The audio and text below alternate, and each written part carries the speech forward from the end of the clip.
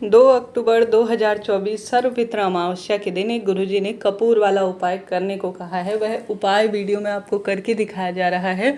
कैसे करें, किस स्वरूप में करें, ग्रहण है तो कैसे करना है, पूरी जानकारी इस वीडियो में है।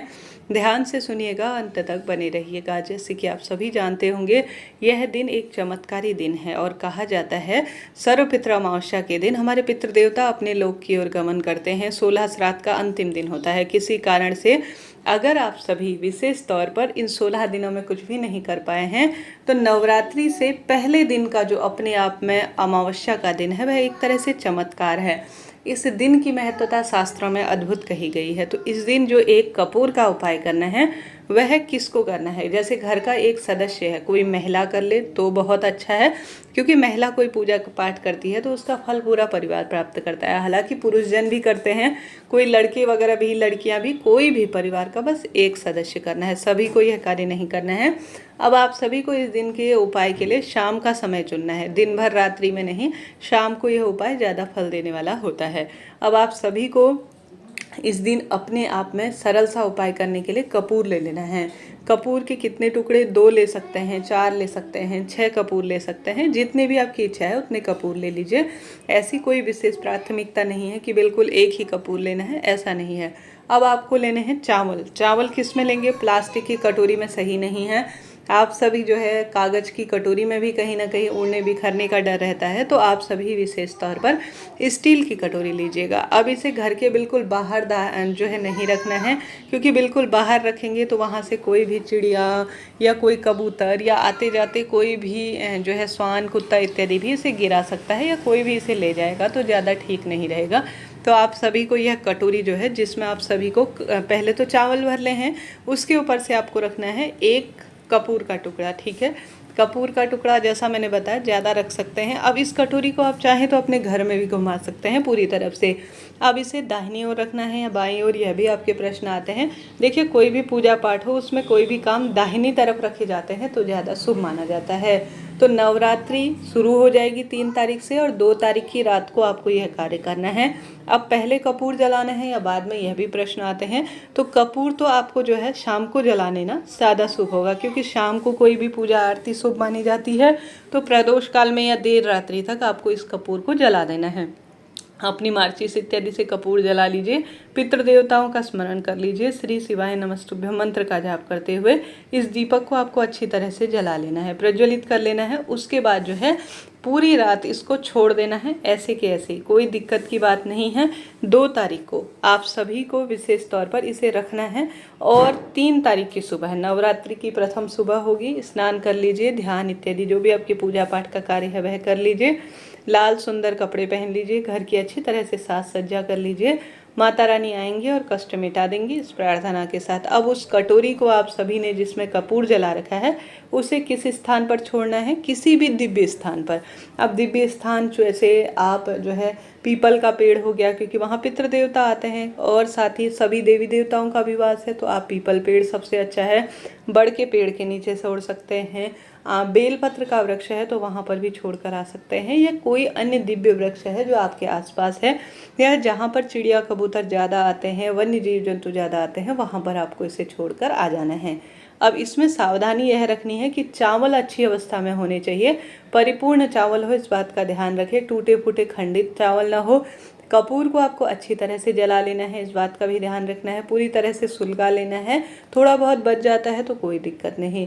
अब आपको इसे जो है ले जाकर थोड़ा दूर अपने घर के आसपास कोई पार्क है या कहीं पर भी है, तो अपने पितरों का स्मरण करते हुए कपूर और जो विशेष तौर पर जो चावल इसमें रख रखे हैं वह सभी चीज़ें आपको छोड़कर आ जानी हैं। आप धीरे धीरे देखेंगे कि हर तरह से आपकी परेशानियां मिट रही हैं। परिवार के कहीं ना कहीं कोई वास्तु दोष है, कोई पितृदोष हो गया है, जिस कारण से आपका मन बहुत परेशान रहता है, रोग व्याधि चलती है, परिवार में वास्तु दोष लगा हुआ है, कष्ट संकट कर्ज इत्यादि बहुत फैला हुआ है, तो सभी तरह की समस्याओं का निदान हो जाएगा और अपने आप में बरकत आना शुरू हो जाएगी। तो यह कार्य आपको कपूर और चावल का करना है। इसमें कोई विशेष प्रार्थना पूजा और विशेष जो है बहुत ज़्यादा परेशान होने की ज़रूरत ही नहीं है। बहुत सरल उपाय है जिसे आपको करना है और इसका सुख मिलना निश्चित है, इस बात की गारंटी है। कितना सुंदर सरल उपाय है, इसे चलते फिरते आप कर लेते हैं तो कहीं ना कहीं कोई ना कोई किसी न किसी स्वरूप में तो सुखद एहसास होना ही है, क्योंकि माता रानी आ गई है आपके दुखों का दूर करने के लिए। और कोई भी कार्य आप पितृपक्ष में नहीं कर पाए हैं तो चावल जो है वह पितरों से संबंध रखते हैं, चंद्रमा से संबंध रखते हैं और इनका सुखद परिणाम मिल ही जाता है। तो आप सभी को पितृपक्ष की विशेष तौर पर यह सर्वपितृ अमावस्या, जिसे अद्भुत स्वरूप में जाना जाता है, यह कार्य करने का प्रयत्न करना है। हारी बीमारी से सभी परेशानियां दूर होंगी और लाभ मिलेगा। 2 अक्टूबर सर्वपितृ अमावस्या के दिन आपके प्रश्न आ रहे हैं कि अगर सूर्य ग्रहण है तो हम कैसे करें। तो भारत में सूर्य ग्रहण की कोई भी प्रभाव लागू नहीं है, कोई टेंशन चिंता की बात नहीं है। भारत में यह लागू है ही नहीं है, विदेशों में ही हो रहा है। गर्भवती महिलाओं को भी चिंता करने की जरूरत नहीं है। तो सर्वपितृ अमावस्या के दिन स्नान इत्यादि से निवृत्त हो जाएं, विधि विधान से पूजा कर लें और पीपल वृक्ष की पूजा जरूर से कीजिएगा। पीपल वृक्ष की जड़ में एक जो है आप दीपक, पितरों के नाम का दीपक लगाएं। और साथ ही गुरुजी ने कहा है कि पितरों के नाम का हमेशा लंबी बत्ती का घी का ही दीपक लगता है। और संभव हो तो आप सभी को इस पीपल वृक्ष के साथ साथ बहते हुए पानी में, जो पवित्र नदी होती है, वहाँ शाम को प्रदोष काल में जाकर आपको दीपक लगाना है। परंतु बहता हुआ पानी उपलब्ध नहीं हो पाता है, ऐसी स्थिति में 3 वृक्ष गुरुजी ने कहा है पितृतुल्य और देवतुल्य है। तो इन 3 वृक्षों में से किसी भी एक वृक्ष के नीचे जा सकते हैं तो अत्यधिक शुभता के रूप में से जाना जाएगा। वह है बड़ का पेड़, पीपल का पेड़ और जो है बेलपत्र। इन 3 वृक्षों में से तीनों जगह भी आ जा सकते हैं, किसी एक ही स्थान पर भी चले जाएंगे ना तो वो भी पर्याप्त होगा। तो 3 वृक्षों में से किसी एक स्थान पर जाकर आप लंबी बत्ती का दीपक या पवित्र नदी में बहते हुए जल में आप सभी पितरों का स्मरण करते हुए प्रज्वलित कर आ जाइएगा। आपकी विपत्ति दूर हो जाएगी, कष्ट संकट पीड़ा से मुक्ति मिल जाएगी।